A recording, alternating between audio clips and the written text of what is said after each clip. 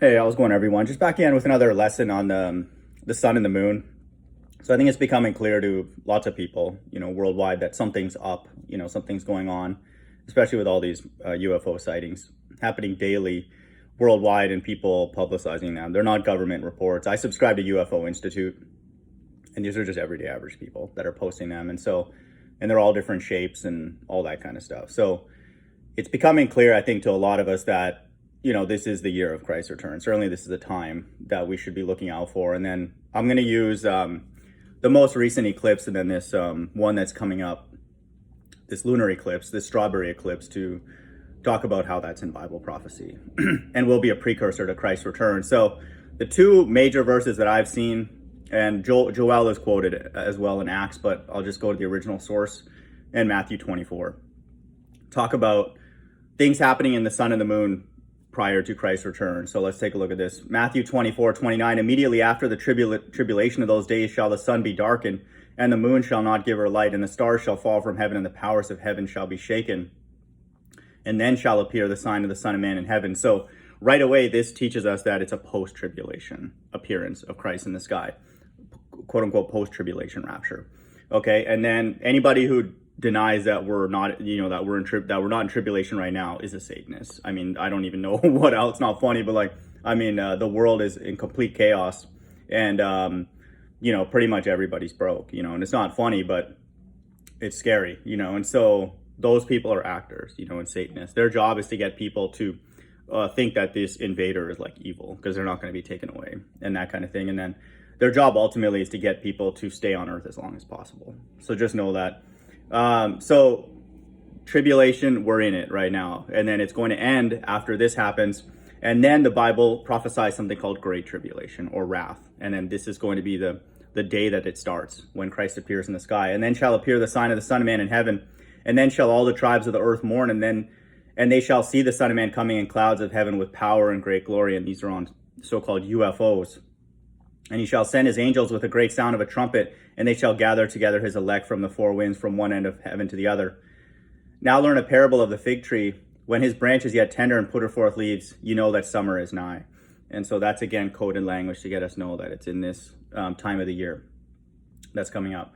So likewise, ye, when you shall see all these things, know that it is near, even at the doors. That's in verse 33. Oftentimes, not every time, but Christ's return, whenever it mentions the actual, the verse about his return, it's in 33 or 18 or 6, something related to 666. And so we have that here. We also have that in Joel. So just know that we have to be aware, again, don't go insane because these things happen regularly. So it's not like it's the only time that these things will ever happen, but there's something unique, obviously, about this year. And then the mark of the beast is out, and then getting pushed. They're begging people to take it. It's not funny, but it is actually kind of funny. I saw one video recently of like one of the governors or something like getting a dog and trying to get, use the dog like puppy love to try and coerce people into taking it. It's bizarre. We live in such a freak show. And so I think we all know that something's up. I believe strongly, I'm being told that Christ will return in 2021. For those who haven't ears to hear, that is going to be the case. So, okay, let's look at this. The sun shall be darkened. Okay, we just had this ring of fire eclipse. Okay, it's June 10th. Okay, and so that's fire again signifies destruction. In the last days, and that's the purpose of Christ's return, is to bring judgment. And destruction on earth via fire. So there's interesting language there with the ring of fire. Okay, so June 10th we had that ring of fire. So now we have to be looking for the moon shall not give her light. And so I need to couple this with Joel 2:31 to help us understand this. So Joel 2:31 says, the sun shall be turned into darkness and the moon into blood before the great and terrible day of the Lord come. And so that's this, if Christ returns this year, then it's referring to this strawberry moon that's happening. And look at, for those numerology people, it's going to be on Thursday, June 24th. So June is the 6th month, 2/4/6 or 2/4/44 for God's elect. They'll be taken away during this second coming. 2021, and guess what time? At 2:40 p.m. Okay, so it has 2 4s again. So it's June 2424, so 666. Okay, And so that's not a coincidence for me at all. And so that's the strawberry moon. So that fulfills Joel saying the moon into blood. It's going to look red, and that kind of thing. And they actually call it like a strawberry lunar eclipse or whatever. And so before the great and terrible day of the Lord come. And so, well, then why does Christ say here, the moon shall not give her light? So I want people to understand Christ is, he uses wordplay, to like get people to think it's one thing. Just like in Revelation, it says hand, but we look up the word hand and it's dexios and it means arm. Okay, so God is using these things to confuse people, but then we understand because we look at other verses in the Bible and then put them together and then understand that, oh, okay, that's what he means. Okay, he's not contradicting Joel 2:31. And again, Joel 2:31 is 2 plus 31 is 33.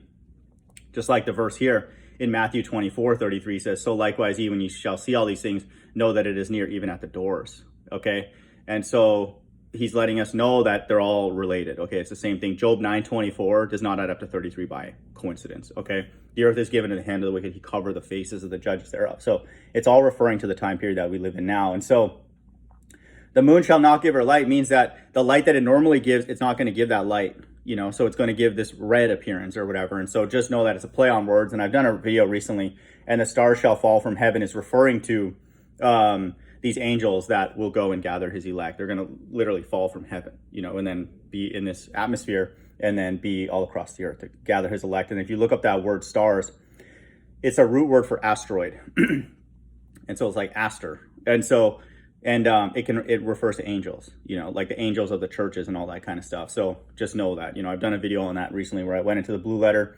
and it's not like a meteor shower. It could be. I mean, you could think of it as a meteor shower because it technically is stars falling from the heaven. It's the powers of heaven will be shaken, meaning that the powers in heaven are going to be shaken down. Like literally if you have a salt shaker, they're shaken and then they're released onto the earth now. And so just know that. And then that shaking is again consistent with Joel 2:31, before the great and terrible day of the Lord come. Okay, the earth is going to be rocked, and that kind of thing. This is a big change in power that's happening, and I believe that that's going to happen this year. So, I just put that out there. If Christ returns this year, then these are the things that lay the foundation for it. Again, these things can happen, in the future, but I think we all know that something's going on, and then again, I'm being told that 2021 is indeed the year of Christ's return. Hope everyone's doing well. Bye.